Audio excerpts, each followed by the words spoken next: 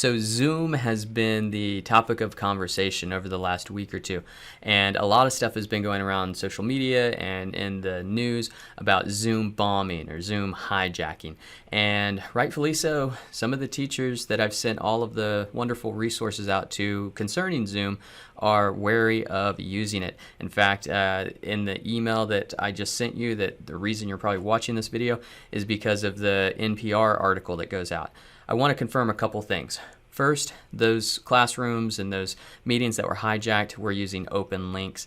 They weren't requiring users to be authenticated to join the rooms. They weren't necessarily following best practices for education where you admit the users into the room. And I'm going to show you how to do all of that today and let you know that June in technology and your ed tech department, Michelle Hammond specifically, has set up Zoom accounts for all of you in Clever. So if you haven't yet set up a Zoom account, it's already done. All you have to do is go into Clever. So we're going to go ahead and go to the screen now. And if you go to any More Public Schools website, you click on that flyout menu and you go to Clever. So I know most of you use Clever for your textbook, your digital textbook. Those of you that aren't users of Clever, you're going to have to hop in there. Thanks to Kit Stevens, Southmore teacher, letting me use his account right now. And we are going to go to his Zoom account, which I believe he's already set up using his More Schools account. So when he clicks into this, he's not going to get what some of you will get, a verification that an email has been sent to your More Schools email. All you have to do is open it up, click on that email from Zoom, and then it verifies you and lets you into this page.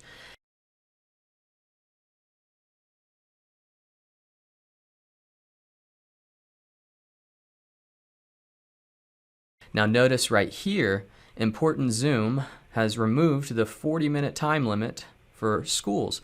So you can meet with your students for more than 40 minutes and you have additional features. So what you want to do is create some defaults for your personal meeting room. So go to the tab on the left-hand side called Meetings. So now that we're in the meetings, we have upcoming meetings that we can schedule.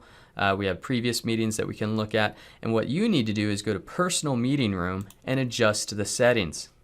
So I'm going to go ahead and make sure that all of Kit's information here is hidden. But we're going to scroll down to the bottom here under Meeting Options. Go ahead and edit your personal meeting room options by hitting Edit This Meeting. Right here, you can have a custom password. Keep this box checked because we do want to require a meeting password. The nice thing about this is that you don't actually have to have the students put in the password if they're logging in with their More Students accounts. If they click on that link that I'm going to show you how to set up, then they go right into the room or right to the waiting room depending on how you have the room set up. Secondly, I encourage you to always use your video and have the participants video on when they begin, so that way you know if they're talking and you can't hear them, you know that they're trying to communicate but maybe their mic's muted or something like that. And then you also have all of the control when you're the host of the meeting to stop video, to mute all, and Michelle Hammond's video and sessions have talked about that. So as you scroll down, allow the default for both audio and or both telephone audio and computer audio. And now here's the important part. When you set up your Zoom personal meeting options, go ahead and mute participants upon entry, just a best practice, just in case there's audio feedback or really loud noises in the background that they're not aware are being picked up on the mic. I would go ahead and enable waiting room. This does make you manually admit students into your Zoom call, but it does two things. It prevents anyone that you don't know from getting into that room. And two, if you're not at the computer and you enable join before host, it does not allow them to talk without you present. So keep that in mind as well. So I would not enable join before host if you don't want your students in your personal meeting room without you. So the other thing that I would definitely do is only allow authenticated users to join. So they have to sign into Zoom. Essentially, if they go through Clever, if they're already in Canvas and they click on your link, or if they go to Seesaw or wherever you're posting this link, and they click on that link, it will already have them authenticated with their Atmore Schools, and they can get into your room. And then I would, if you feel comfortable with recording to your personal device, you have room. They're not large, huge video files. Even like a good 40 minute to an hour is going to be well under a gig. So I like to record the sessions if I'm with students just for documentation. Once I have all of my meeting options set to my personal preference, I would absolutely say that you need to do the authenticated users, and I would highly encourage you to record the meetings if your device is capable of that. And I mentioned this earlier, but I would also recommend go ahead and mute the participants upon entry and enable that waiting room as long as you're going to remember to actually let them in. You have to admit them through the participants tab. Those 4 settings will make a safe, secure Zoom experience for everyone. And then hit save.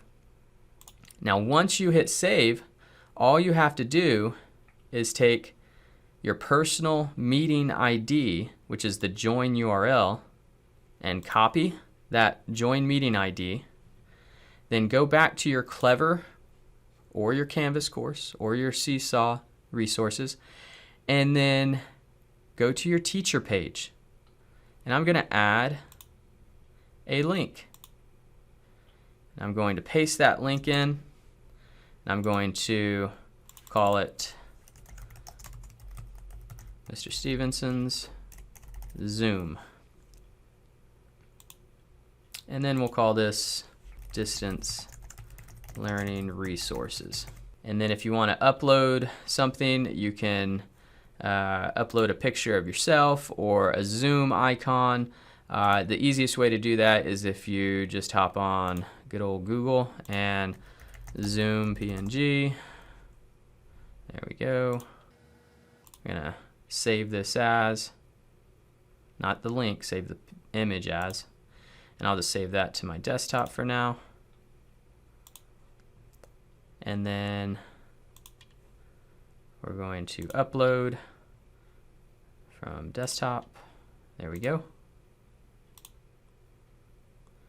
And add link. And there you go. Now, anytime your students click on this link, again, whether it's from Clever or Canvas or Seesaw, they will be forced to log in through the Federation if they're not already, which if they're in Clever, they're already in it. If they're in Canvas, they're already in it. So that's the beautiful thing. We're not asking them to do any more steps, but you will have a safe, secure Zoom room for your students. Hope this helps. If you have any questions, email edtech@moreschools.com and we'll help you out however we can.